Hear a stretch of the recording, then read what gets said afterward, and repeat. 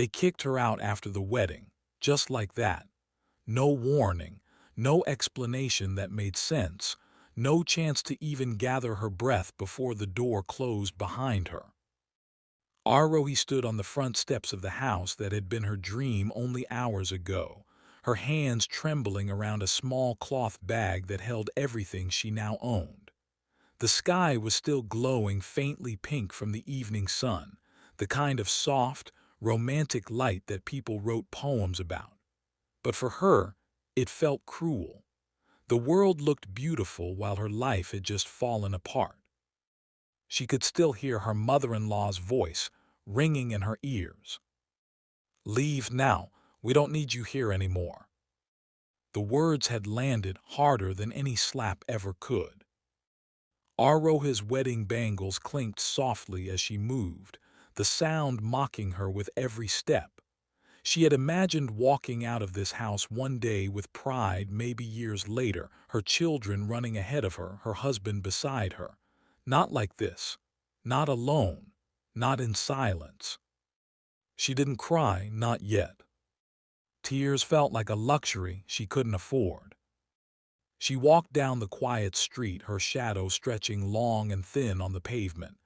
Neighbors peeked from behind curtains. Someone whispered her name. Someone else shook their head. No one came out to ask what happened. In this town, people preferred stories to truth. By the time she reached the bus stop, her legs felt like they might give up. She sat down on the cold metal bench, staring at the road. Cars passed. Laughter floated out from a nearby tea stall. Life continued, completely unaware that hers had just been shattered. Her phone buzzed in her hand. One message. From her husband, Raghav. "Don't come back, this is for the best." Her chest tightened. She read it again, hoping the words would change. They didn't.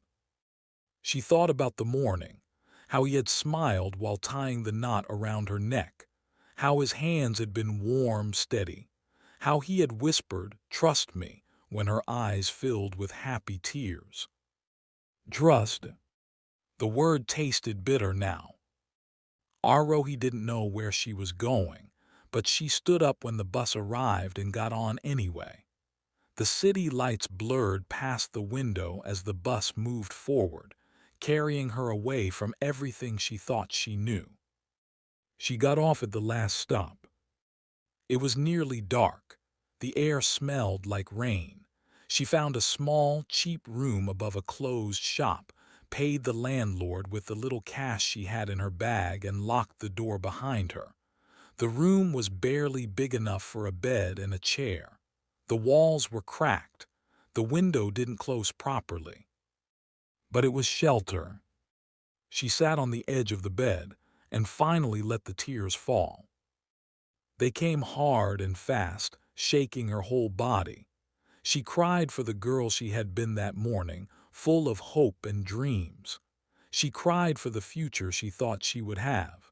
She cried for the man she thought loved her. And when the tears ran out, something else took their place.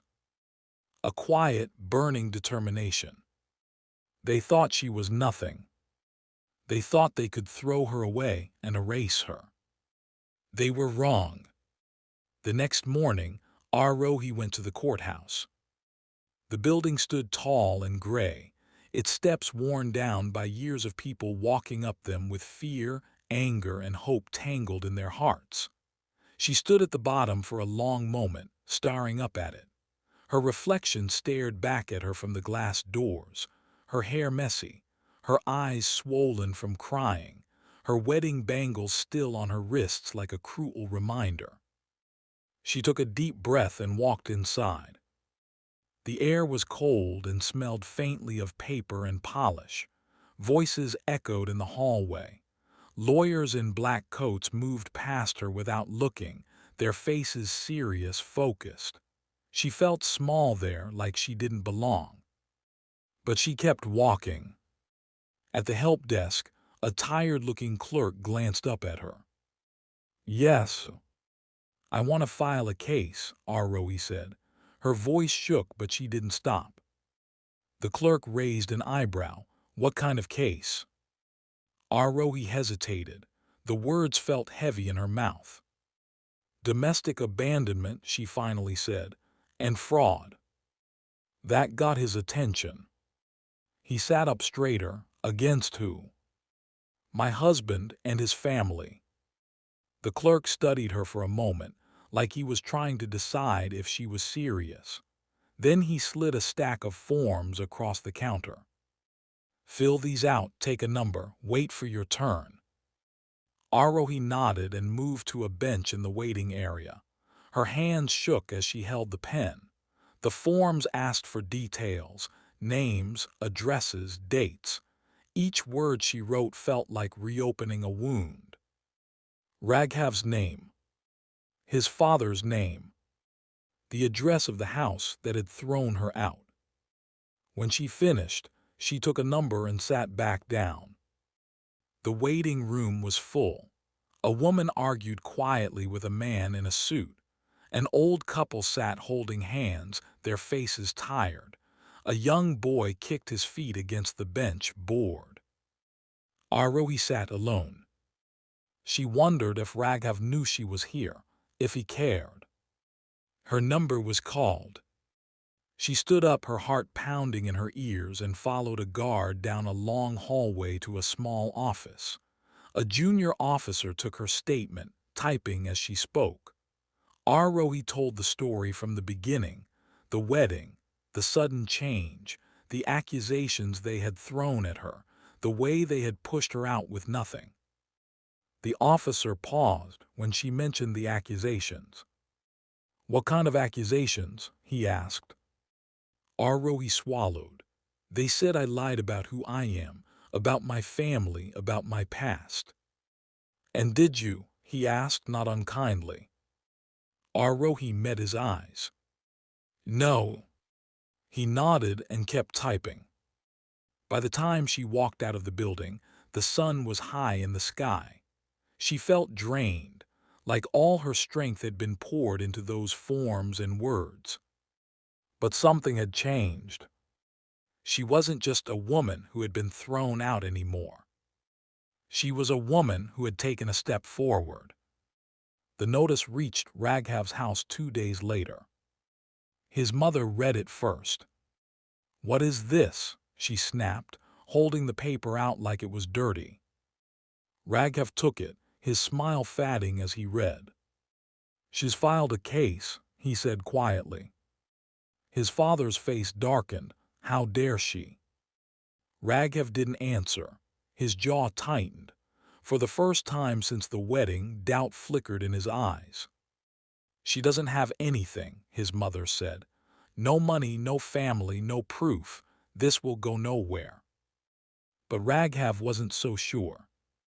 Because he knew something they didn't. He knew who Arohi really was. And he knew what would happen if she opened her mouth in court. The day of the first hearing arrived faster than anyone expected. The courtroom was crowded. People whispered, craning their necks to see. Raghav sat with his lawyer, dressed in a crisp shirt, his face calm, confident. His family sat behind him, their expressions hard and proud. On the other side, there was an empty bench. Someone laughed quietly. She didn't even show up. Raghav allowed himself a small smile. The judge entered. Everyone stood. Case number 417, the judge called. Raghav Mehra versus Arohi Sharma. Silence filled the room. Is the petitioner present? The judge asked. The door at the back of the courtroom opened. All heads turned. Arohi walked in alone. Her hair was neatly tied back. She wore a simple, clean sari. Her face was calm, but her eyes were steady, sharp. She didn't look like the broken woman who had been thrown out days ago. She walked to the front and stood tall. Raghav's smile disappeared. The judge looked at her. You're late. I apologize, Your Honor, Arohi said. I had to come a long way. The judge nodded. Let's begin. Raghav leaned back in his chair, confident again. This would be easy. She had nothing. No power, no support. The judge turned to Arohi. You may speak. Arohi took a breath. Her first word echoed through the courtroom, clear and steady. Your Honor. And in that moment, everything began to change. Your Honor. The words left Arohi's lips softly, but they carried across the courtroom like a ripple in still water. The whispers died down.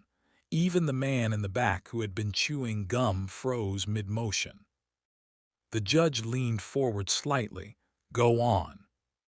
Arohi clasped her hands in front of her, not because she was nervous, but because she wanted to feel grounded. The floor beneath her feet felt solid, real. This moment was real too. I stand here today, she said, not just as a wife who was abandoned, but as a woman who was accused of being someone she is not. Raghav shifted in his seat. His lawyer leaned toward him and whispered something, but Raghav didn't respond. His eyes were fixed on Arohi. The judge raised a hand. Let the record show the petitioner is making a statement. Continue. Arohi turned her head slightly, just enough to look at Raghav without fully facing him. On the night of my wedding, she said, I was told that my marriage was a mistake, that I had lied, that my past was shameful, that my family was not worthy of this household. A murmur ran through the crowd. Raghav's mother sat up straighter, her lips pressed into a thin line. Arohi took a breath and continued. I was thrown out without my clothes, without my documents, without my dignity. The judge's pen paused. And yet, Arohi said, her voice steady, I am here, because I believe this court deserves the truth. Raghav's lawyer stood up. Your Honor, with all due respect, this is emotional storytelling. We request facts, not drama. The judge nodded. Ms. Sharma, please stick to verifiable details. Arohi inclined her head. Of course, Your Honor. She reached into the cloth bag she had brought with her and pulled out a small folder. It looked old, worn at the edges, like it had been opened and closed 100 times. This, she said, holding it up, is my identity. Raghav's breath caught in his throat. The judge gestured, bring it here. A guard took the folder from Arohi and handed it to the judge. He opened it slowly, flipping through the pages. Birth certificate, educational records, government ID. The judge scanned them, then looked up. These documents appear to be in order. Raghav's lawyer frowned. We were informed there were discrepancies in her background. Arohi turned to face him fully for the first time. Discrepancies that were never verified, only whispered. The crowd leaned in.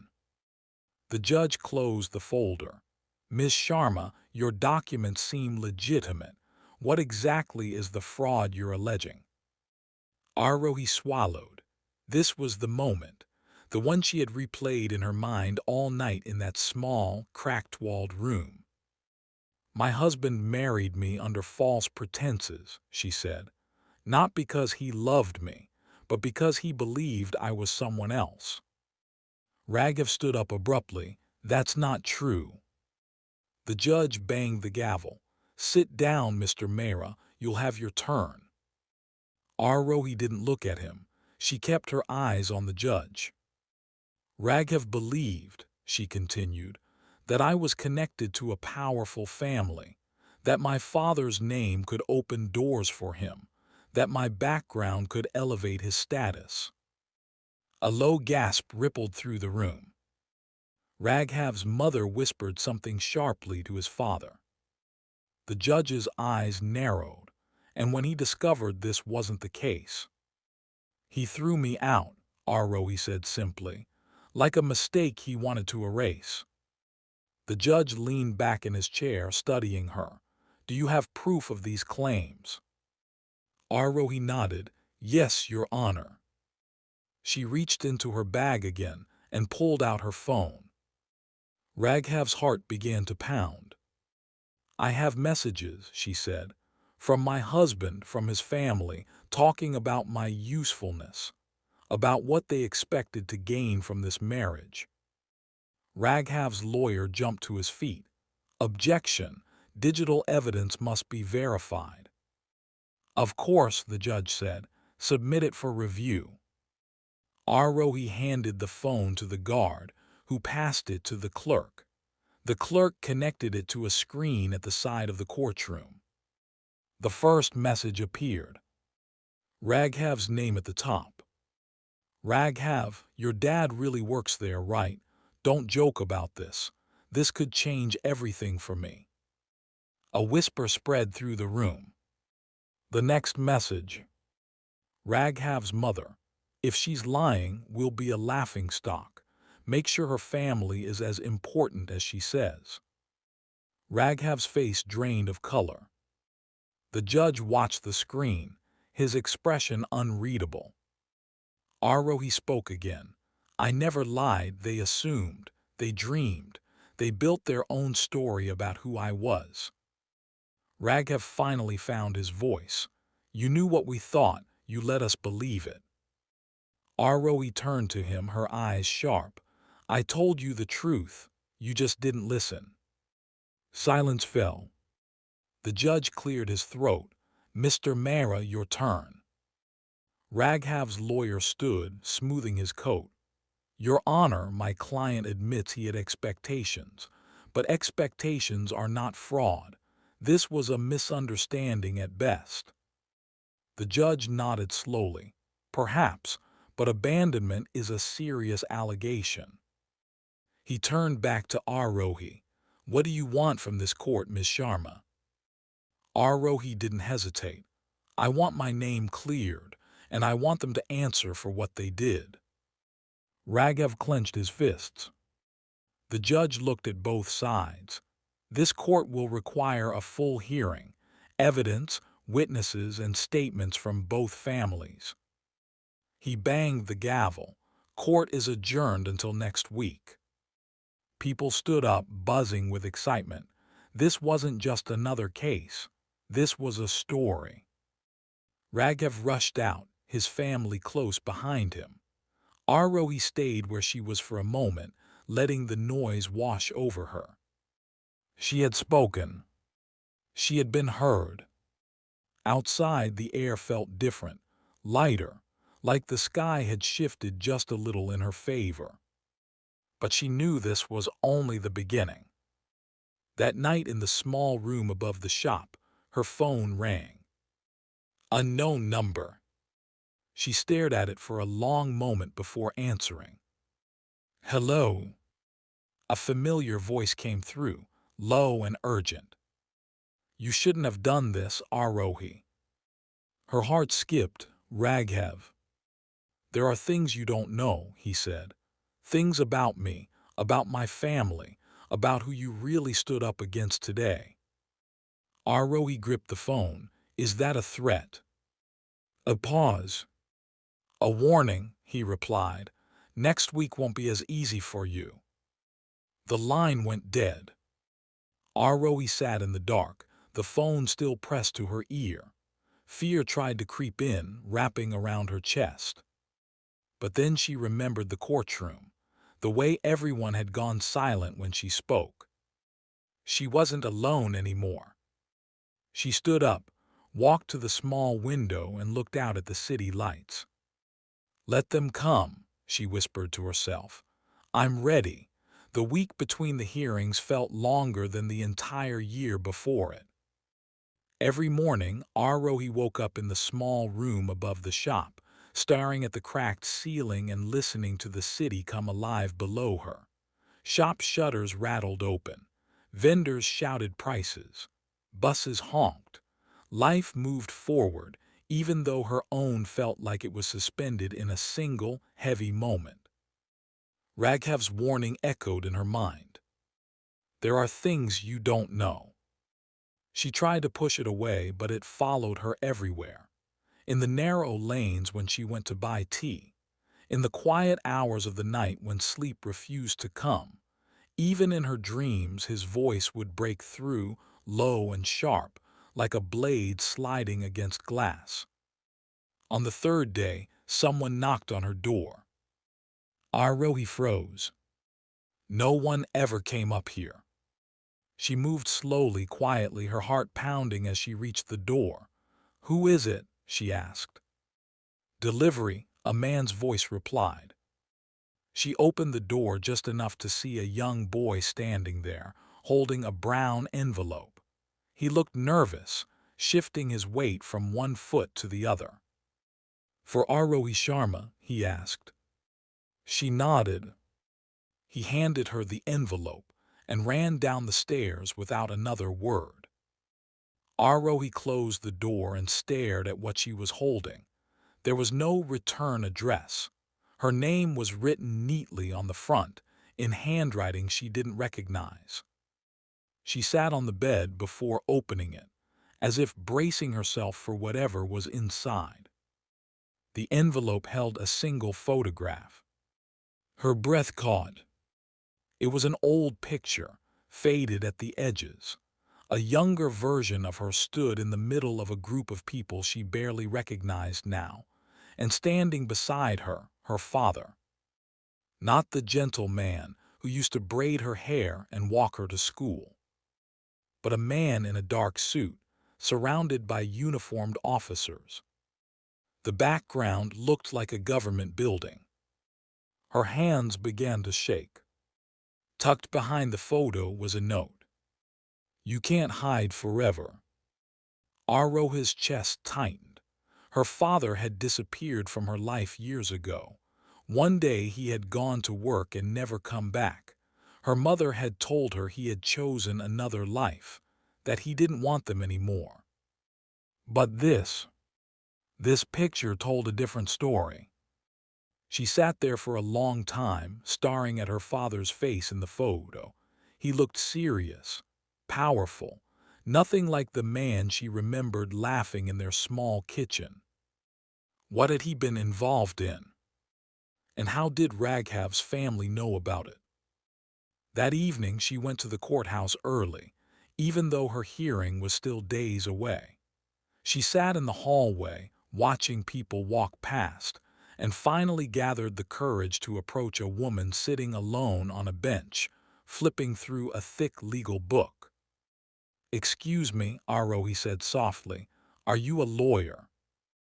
The woman looked up. She had kind eyes behind thin glasses. "Yes."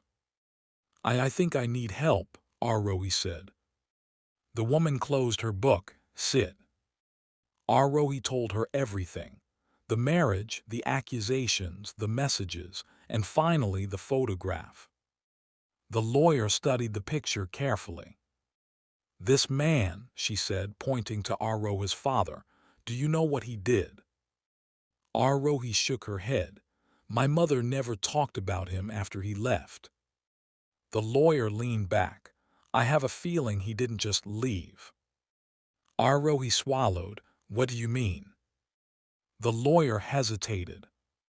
"I don't want to jump to conclusions, but this looks like a government operation, possibly law enforcement, or something higher." A chill ran down Arohi's spine. "Why would Raghev's family care about that?" she asked. The lawyer met her eyes. "Because powerful people don't like being connected to the past, especially if the past could expose them." The words hit hard. That night, Arohi couldn't sleep. She dug through her bag, pulling out old things she had carried with her when she left her mother's house years ago. A broken hair clip, a school certificate, and at the bottom, a small notebook.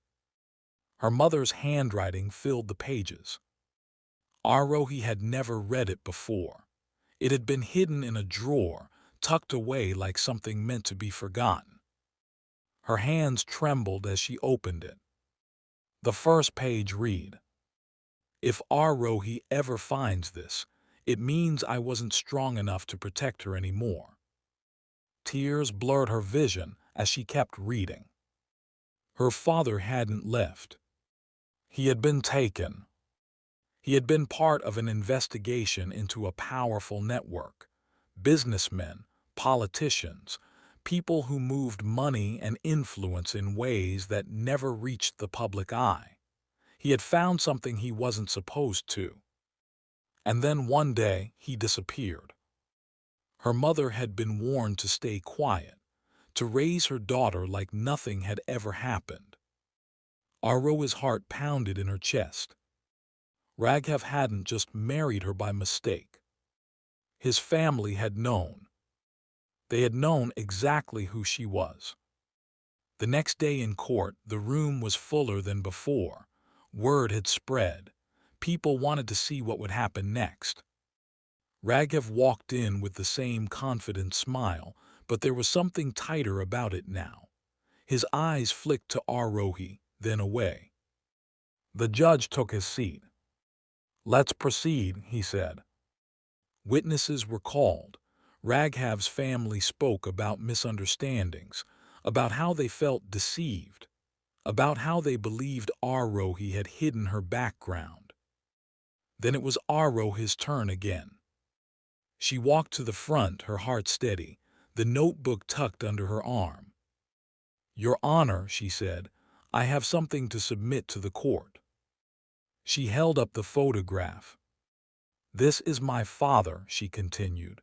"He disappeared years ago. My family was told he left us, that he chose to abandon us." The judge leaned forward. "But this photo suggests something else," Arohi said.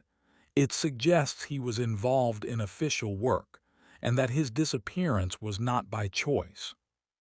Raghav's lawyer stood up. "Objection, this is speculation." The judge raised a hand. "Let her finish." Arohi opened the notebook. "My mother wrote this," she said. "She hid it from me to keep me safe." She read a few lines aloud, about the investigation, about the warnings, about the fear. The courtroom was silent. Raghav's face went pale. Arohi closed the notebook and looked straight at him. "Your family didn't marry me because they thought I was powerful," she said. "They married me because they were afraid of what my father knew. They wanted to keep me close, to watch me, to control me." Gasps echoed around the room. Raghav stood up. "That's a lie." Arohi's voice didn't waver. "Then explain this." She held up her phone again. A message appeared on the screen. "Raghav's father, keep her close. If she ever starts asking about her father, we need to know first." The judge's hand tightened around his gavel. Raghav's confident smile was gone. For the first time, fear showed in his eyes. And Arohi realized something in that moment. This case was no longer just about a marriage. It was about a secret that someone had buried deep. And the truth was finally clawing its way to the surface. The courtroom didn't feel like a courtroom anymore. It felt like the center of a storm. The judge's gavel came down hard. "Order, everyone will remain seated." The murmurs died instantly. Raghav's father stared at the screen, his face drained of all color. His lips moved, but no sound came out. Raghav looked from his father to Arohi, then to the judge, like a man realizing the ground beneath him wasn't solid after all. The judge turned to the court clerk. "This message, was it verified?" The clerk nodded. "Yes, Your Honor. It was extracted directly from the petitioner's phone records and matched with the sender's number." A sharp inhale rippled through the room. The judge leaned back, his expression dark. "This court is not equipped to investigate potential criminal conspiracies tied to government operations." He paused, then spoke the words that made everyone sit up straighter. "I am referring this matter to the state authorities." Raghav's mother clutched her husband's arm. "No," she whispered. Arohi felt her heart race, but she stood still, her spine straight. Two uniformed officers entered the courtroom moments later, their presence heavy, serious. The room seemed to shrink around them. The judge addressed them. "This case may involve the disappearance of a government operative and possible interference by private citizens. I am handing over the evidence." The officers nodded and approached Arohi. She handed them the photograph, the notebook, the phone. One of the officers studied the picture of her father carefully. His eyes widened just a fraction. "You recognize him?" Arohi asked quietly. The officer hesitated, then nodded. "His name is in our old files." Her breath caught. "He's alive." The officer didn't answer. Raghav's father stood up suddenly. "This is ridiculous. You're dragging my family into some imaginary story." The officer turned to him.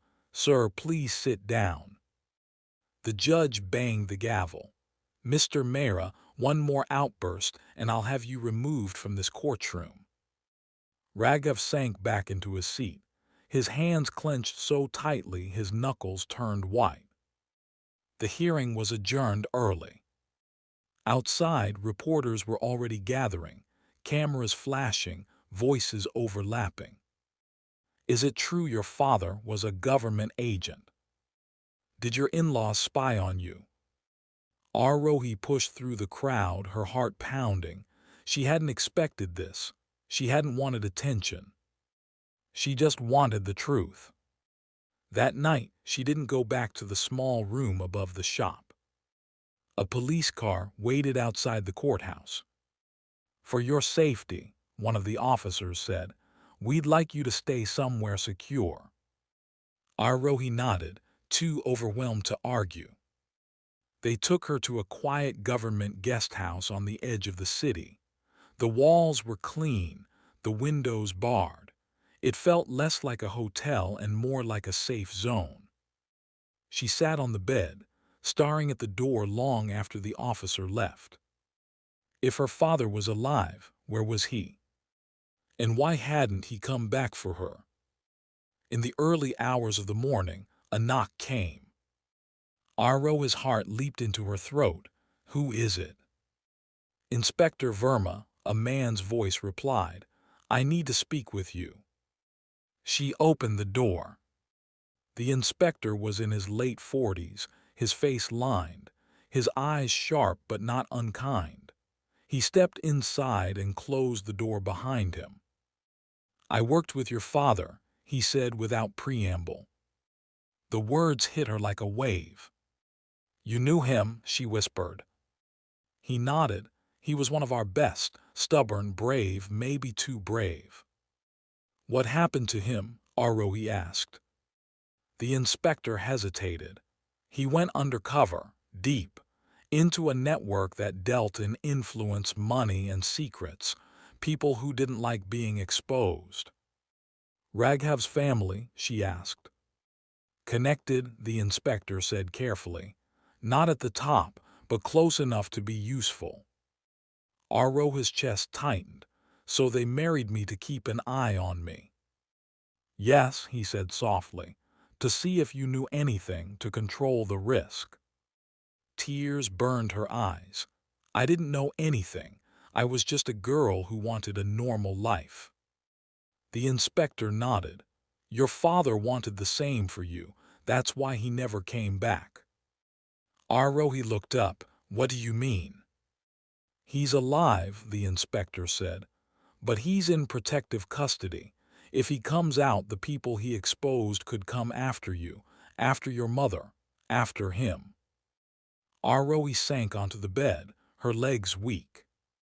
"So my whole life," she whispered, "was built to keep you safe," the inspector finished.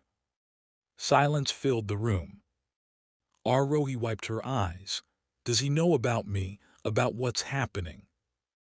The inspector gave a small smile. He does now. The next day, the court reconvened. The room was packed beyond capacity. Cameras lined the walls. The judge entered, his face set, serious. "Before we proceed," he said, "I want it on record that this case has drawn the attention of higher authorities. Certain details will be handled privately for security reasons."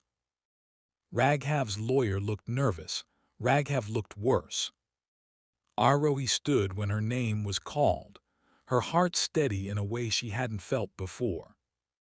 The judge turned to her. "Ms. Sharma, the court acknowledges that your marriage was entered under false and manipulative circumstances. This court also recognizes the emotional and psychological harm you have endured." Raghav's head dropped. "I am granting your petition for annulment," the judge continued, "effective immediately." A soft gasp rippled through the room. Arohi closed her eyes for a brief moment, relief washing over her like rain on dry ground. The judge wasn't finished.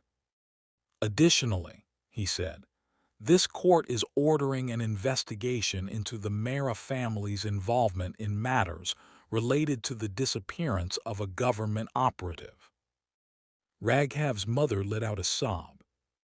Raghav looked up at Arohi, his eyes filled with something she hadn't seen before. Regret. Outside, as Arohi walked down the courthouse steps, the sky was a bright, clear blue. The air felt lighter than it had in weeks. Inspector Verma stood nearby. "There's someone who wants to see you," he said. A black car waited at the edge of the street. The door opened. A man stepped out. He was older, thinner. His hair was streaked with gray. But when he looked at her, Arohi recognized him instantly. "Papa," she breathed. He crossed the distance in 3 long steps and pulled her into his arms. For the first time since the wedding, since the courtroom, since everything had fallen apart, Arohi cried, not from pain but from relief. Raghav watched from across the street, unseen. He had smiled confidently once. Now all he could do was stand there and watch as the woman he thought he had controlled walked away into a life he could never touch. Arohi didn't let go of her father right away. She stood there on the courthouse steps, her arms wrapped around him like she was afraid he might disappear again if she loosened her grip. His coat smelled faintly of soap and the outside air. It was a real smell, a real person, not just a memory or a shadow in her past. "I thought you left me," she whispered into his chest. He closed his eyes. "I would never leave you by choice." They pulled apart slowly. Arohi studied his face, the lines at the corners of his eyes, the tiredness that sat deep in them. This wasn't the same man who used to lift her onto his shoulders at the fair. This man had carried secrets instead of laughter for years. "I wanted to come back," he said softly, "every single day, but if I had, you and your mother would have been in danger." Arohi nodded. For the first time, her mother's silence made sense. They sat in the back of the black car as it pulled away from the crowd. The city passed by in a blur of noise and color, but inside the car, everything felt still. "What happens now?" Arohi asked. Her father looked at her carefully. "Now you get to choose." She frowned. "Choose what?" "Who you want to be," he said. "Not the girl they thought you were, not the daughter of a man with a past, just you." The word stayed with her. They took her to a quiet house on the outskirts of the city, surrounded by tall trees and a high fence. It wasn't a prison. It wasn't exactly freedom either. It was a pause, a place to breathe. That night, Arohi sat on the small balcony, wrapped in a blanket, staring at the stars. The world felt bigger than it had ever felt before. Not in a scary way, but in a way that made her feel like anything was possible. Her phone buzzed. A message from an unknown number. She almost didn't open it. Almost. Raghav, I never meant for it to go this far. She stared at the screen. The man who had once been her husband, her future, now felt like someone from another lifetime. She typed back slowly. Arohi, but it did. 3 dots appeared, disappeared, appeared again. Raghav, I thought I was protecting my family. Arohi closed her eyes for a moment before replying. Arohi, you were protecting your power. There's a difference. The dots didn't come back. She put the phone down and looked up at the sky again. The next morning, Inspector Verma came to see her and her father. The investigation is moving forward, he said. There will be hearings, statements. It might take time. Arohi nodded. I'm not in a hurry anymore. Her father smiled at that. A few days later, Arohi returned to the city on her own for the first time. She walked through the same streets where she had once dragged her small bag behind her, broken and lost. Now her steps felt different, lighter, surer. She stopped in front of the courthouse, not because she had to go in, but because she wanted to. A woman passed by talking on her phone. A child ran past laughing. Life went on. Arohi realized something then. Her story didn't end in that courtroom. It started there. She enrolled in evening classes, law, not because she wanted revenge, but because she wanted understanding, because she had felt what it was like to stand alone in a room full of power and speak anyway. Her father watched her fill out the forms, pride shining in his tired eyes. You're stronger than I ever was, he said. Arohi shook her head. You gave me the chance to be. Months passed. The case against Raghav's family made headlines. Names were mentioned. Connections were exposed. Doors that had been closed for years finally cracked open. Arohi didn't read every article. She didn't need to. She had her own life to build. One evening, as the sun dipped low and painted the sky orange and gold, she sat on the steps of her new, small apartment. It wasn't fancy. The walls were plain. The furniture mismatched. But it was hers. Her phone buzzed again. A message from her father. Papa, proud of you. She smiled. She thought about the girl who had been kicked out after her wedding, standing on the street with a cloth bag and a heart full of questions. She wished she could go back in time and tell her something. This isn't the end. This is the beginning. Arohi stood up, took a deep breath, and stepped inside her home. The door closed softly behind her, not like a rejection, but like a promise.